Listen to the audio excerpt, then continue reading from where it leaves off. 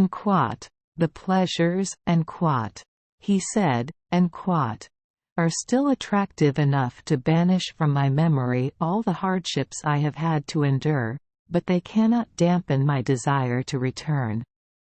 And quat, set out on new trips. So I bought the goods, packed them and loaded them into the car, and with them I went immediately to the nearest seaport. Coming here, to avoid being dependent on a commander and wanting to have a ship under my command, I took the time to build my own ship and spent my own money to fully equip it. After the ship was built, I let the goods be loaded, but the ship was still quite large, so I accepted to carry more traders from many different countries along with their goods. When the wind started to blow, we raised our sails and sailed out to sea. After a long journey, the first place the ship stopped at was a deserted island where we saw an eagle and number 39's egg as big as the egg you heard me talk about. Inside the egg was a young eagle about to hatch, because its beak was seen peeking through the crack in the eggshell.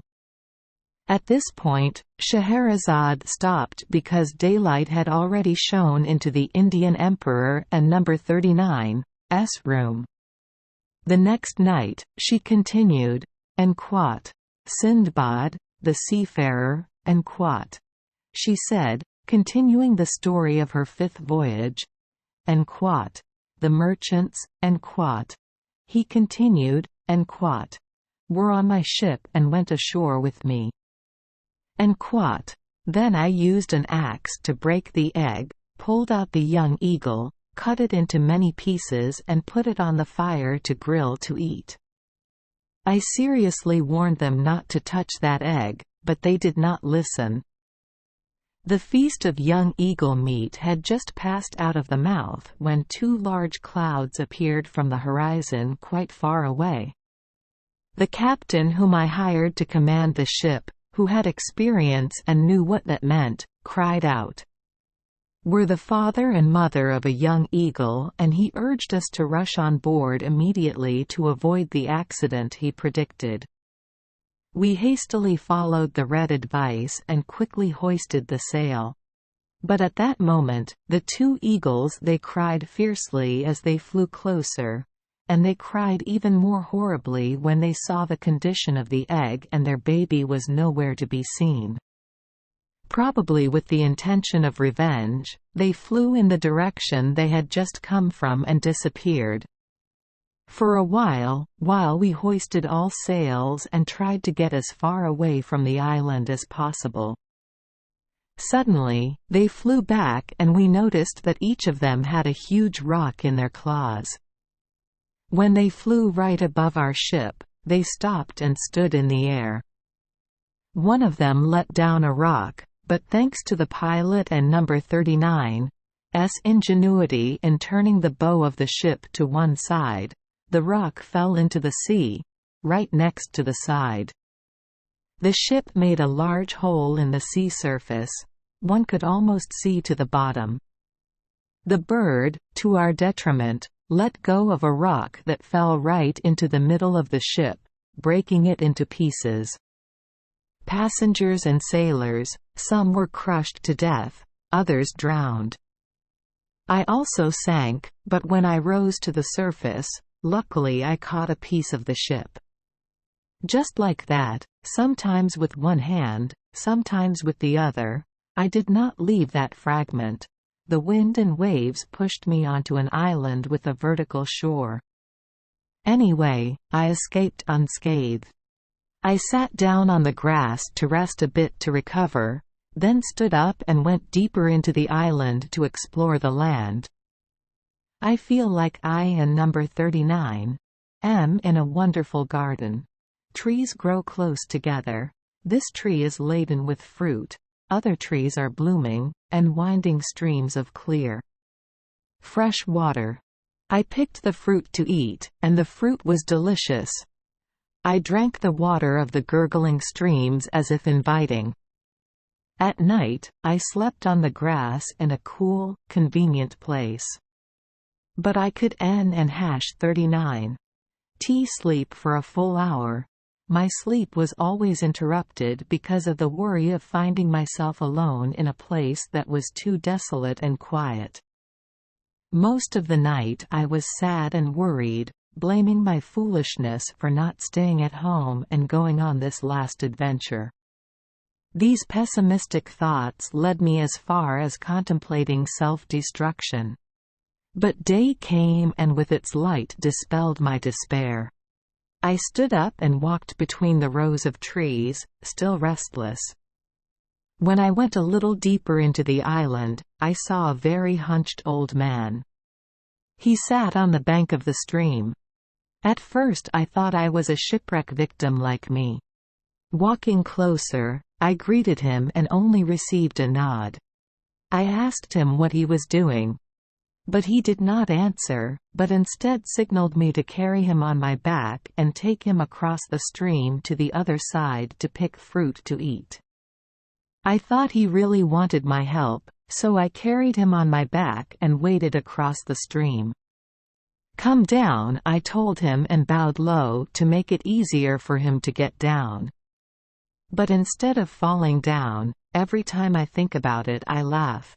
That old man, whom I thought was too weak, gently raised his leg and I saw the skin of his leg like a cow and number 39's skin, tightly wrapped around my neck. Then sat cross-legged on my shoulders. Too surprised and scared, I fell unconscious. Scheherazade was forced to stop here because the sun had appeared. She continued this story at the end of the next night. And quote. Even though I was unconscious, Sinbad said that evil old man still used his legs to cling tightly to my neck. He just spread his thighs a little so I could breathe. When I woke up, he used one foot to kick me hard in the stomach, the other foot pushed hard into my ribs, forcing me to stand up. He made me walk under the tree line, holding me back so he could pick fruit to eat every time he came near a tree with fruit. 9. All day long he grabbed my neck like that, and at night when he slept he lay down on the ground with me, but his legs still didn't and hash 39's leave my neck. When morning came he kicked hard to wake me up. And then he forced me to stand up and walk by using his foot to push me in the stomach and ribs. You can imagine how miserable and frustrated I was when I had to carry that debt on my shoulders with no way to do it. I could shake it off. One day I came across many dry gourds falling from the tree on the road. I chose the largest one and after cleaning it, I squeezed the juice from the growing grapes into the gourd. Many people on the island meet each other. When the grape juice was full, I placed it in a secret place and many days later, I skillfully led the old man there. When I got there, I picked up the gourd and brought it to my mouth to drink a delicious wine that temporarily relieved my sadness. It made me so excited and happy that I walked and sang and sometimes danced. The old man noticed that the drink had a clear effect on me, saw that I was carrying him more comfortably than usual, so he signaled me to give him a drink. I gave him the gourd, he took it and brought it to his mouth to taste. Finding it sweet and pleasant, he tilted his head and poured the last drop into his throat. That much wine was enough to make him drunk, and sure enough, it didn't and hash 39's take long for the alcohol. To rise up and make him dazed, he started singing softly in his own way and dancing on my shoulder. Shaking too hard made him vomit. The legs around my neck gradually loosened until I felt like I wasn't and hash 39's being held so tightly anymore. I then knocked him down to the ground. He lay flat there, no stirring. I then brought a big rock and brought it down on his head. I was extremely happy to be freed forever from the feet of that cursed old man, and went to the beach, where I met people from a ship that had just anchored to get more fresh water and pick some fruit. Wild. Seeing me, they were very surprised, and when they finished listening to Tall and #39's story, they said, "You have fallen into the hands of the Old Man of the Sea, and are the first person not to have his neck strangled to death. He did not let go of anyone who, after serving him, he did not kill. This island is famous for the number of people who died because of his feat. Sailors and traders visiting this island only dare to go deep inside when there are many people accompanying them." After telling me these things, they took me with them to the ship. The captain happily welcomed me when he understood all the stories.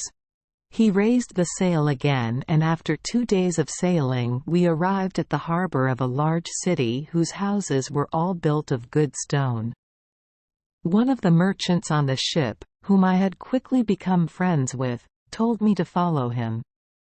He took me to a place where foreign merchants often stayed.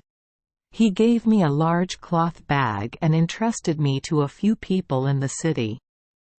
Everyone had a bag like me, asking these people to let me follow them to pick up coconuts with them. He told me, "Friend, follow them, do like them, and remember not to leave them at any time because it will be very dangerous." He gave me food to take with me for that day. Then I set out with the people he entrusted. We came to a large forest with many tall trees growing very straight, with smooth trunks, making it difficult to climb up to pick fruit. Those are the coconut trees that we want to remove and store in bags. When I went into the forest, I saw many big and small monkeys. Seeing us, they ran away and climbed up the tree, climbing quickly up to the tall coconut cluster. Scheherazade wanted to continue, but the morning sky stopped her. The next night, she continued as follows. Oh, and Quat. The merchants I was with Sinbad continued picked up stones, threw all their strength at the monkeys on high. I did the same as them. The monkeys were angry. They twisted the coconuts right at their fingertips and threw them at us. We picked up the coconuts and put them in bags. When we saw the monkeys stop dropping coconuts but our bags were not full, we picked up stones and threw them to tease them. With this trick, our bag was full of coconut shakes.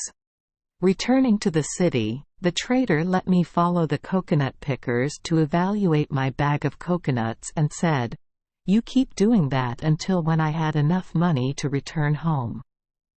I thanked him for his good advice, and gradually I accumulated mountains of coconuts, which gave me a large sum of money. The ship I was picked up on before anchored with me. The merchants were carrying a lot of coconuts that they had to buy wholesale. I waited for another ship, which soon arrived at the city harbor to also transport coconuts. I loaded my entire warehouse of coconuts onto the ship, and when I was about to anchor, I went to greet and thank the merchant for helping me wholeheartedly. He could N and #39 T come with me yet because his work wasn't and #39 T finished yet. We set sail in the direction of the island where pepper trees grow a lot.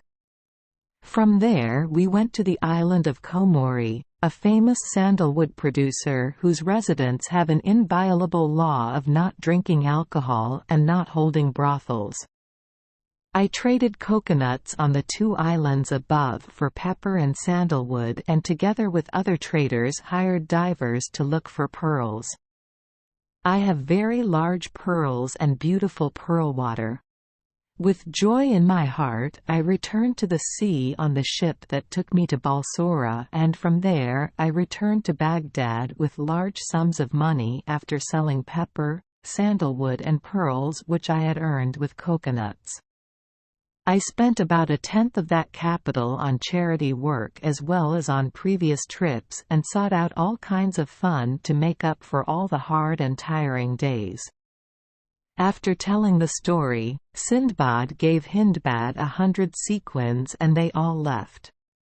The next day, according to the invitation, they went to the rich Sinbad and number 39's house again, had a feast and drank to their heart and number 39's content like the previous days, and listened to him tell stories about his sixth trip. Thank you for joining us for today's fairy tale. We hope these stories bring joy and meaning to your day. If you love our channel, please hit the subscribe button so you won't miss any exciting tales. Wishing you a good night and sweet dreams. See you in the next story.